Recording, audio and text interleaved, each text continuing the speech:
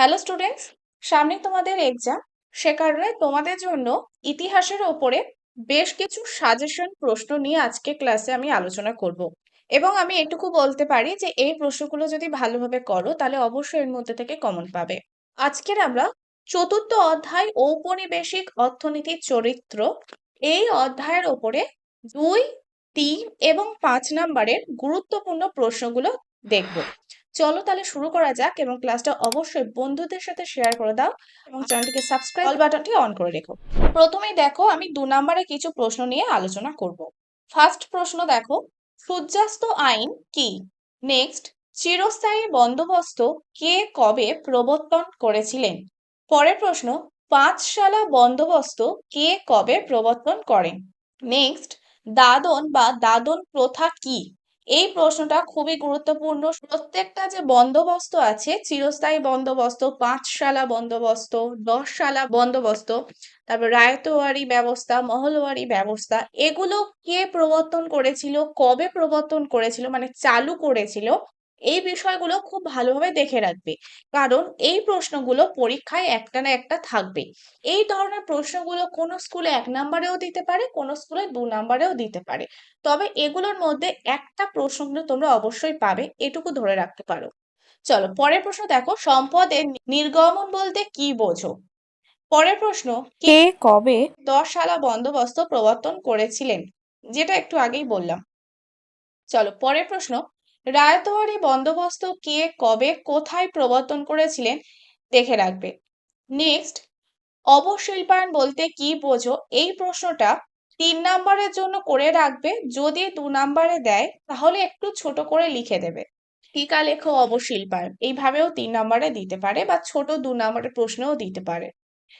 পরের প্রশ্ন দেখো, দাক্ষিণাত্য হাঙ্গামা বলতে কি বোঝো? এই প্রশ্নগুলো খুব ভালোভাবে করবে। দাদন প্রথা কি, দাক্ষিণাত্য হাঙ্গামা বলতে কি বোঝো, সূর্যাস্ত আইন, এগুলো 2 নম্বরের জন্য খুবই গুরুত্বপূর্ণ। পরে দেখো, অর্থনীতির আধুনিকীকরণ বলতে কি বোঝো?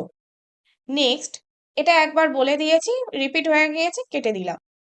চলো নেক্সট দেখি, কৃষির বাণিজ্যকরণ বলতে কি বোঝো?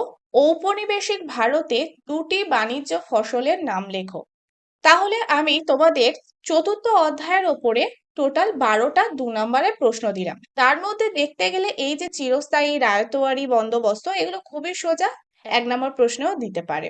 এবারে আমরা দেখব 3 এবং 5 নম্বরের প্রশ্ন একসাথেই রেখেছি, কারণ প্রশ্নগুলো 3 নম্বরেও দিতে পারে কোনো স্কুলে, আবার 5এও দিতে পারে।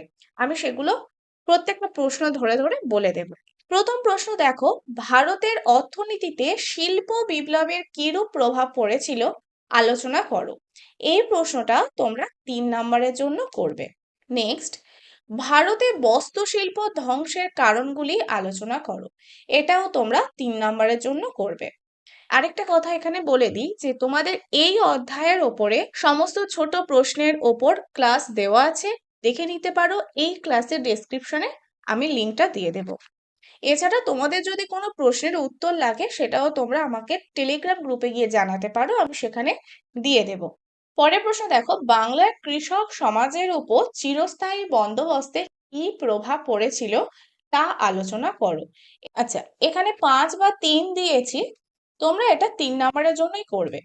পরের প্রশ্ন দেখো, অবশিল্পায়নের কারণ ও ফলাফল আলোচনা করো।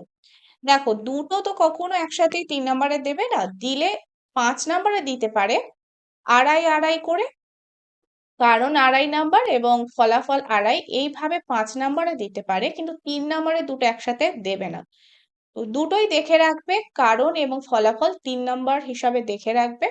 আর যদি 3 নম্বরে দেয় লিখতে পারবে, এবং 5 নম্বরে দিলেও সেম জিনিসই লিখে দেবে। পরের প্রশ্ন দেখো, ওয়ারেন হেস্টিংস এর ভূমি রাজস্ব ব্যবস্থা আলোচনা করো। এই প্রশ্নটা তোমাদের 5এও দিতে পারে, 3এও দিতে পারে। ঠিক আছে, আমি বলবো 5এই করে রাখো। 3 নম্বরে যদি দেয় তাহলে একটু ছোট করে আলোচনা করবে। তবে প্রশ্নটা ইম্পর্টেন্ট আছে। অবশিল্পায়ন, ওয়ারেন হেস্টিংস এর ভূমি রাজস্ব ব্যবস্থা, ভারতে বস্ত্রশিল্প ধ্বংসের কারণ, এগুলো ইম্পর্টেন্ট আছে। ভারতের অর্থনীতিতে শিল্প বিপ্লবে কিরূপ প্রভাব পড়েছিল, এগুলো একটু ভালোভাবে দেখবে এই লেসন থেকে। পরের প্রশ্ন দেখো, এবং এই চ্যাপ্টারের ওপরে শেষ প্রশ্ন, সেটা হচ্ছে রেলপথ নির্মাণের দুটি সুফল ও কুফল আলোচনা করো। এটা তোমরা 5 নাম্বারের জন্য করে রাখবে, ঠিক আছে? 5 নাম্বারে যদি দেয় তাহলে 2টে সুফল এবং 3টে কুফল তোমরা লিখবে, ঠিক আছে?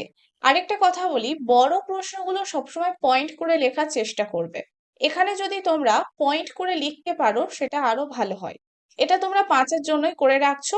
তাহলে দেখো, চতুর্থ অধ্যায়ের ওপর থেকে আমি মোট 6টা প্রশ্ন দিলাম, তার মধ্যে বেশিরভাগই 3 নাম্বারের জন্যই দিলাম।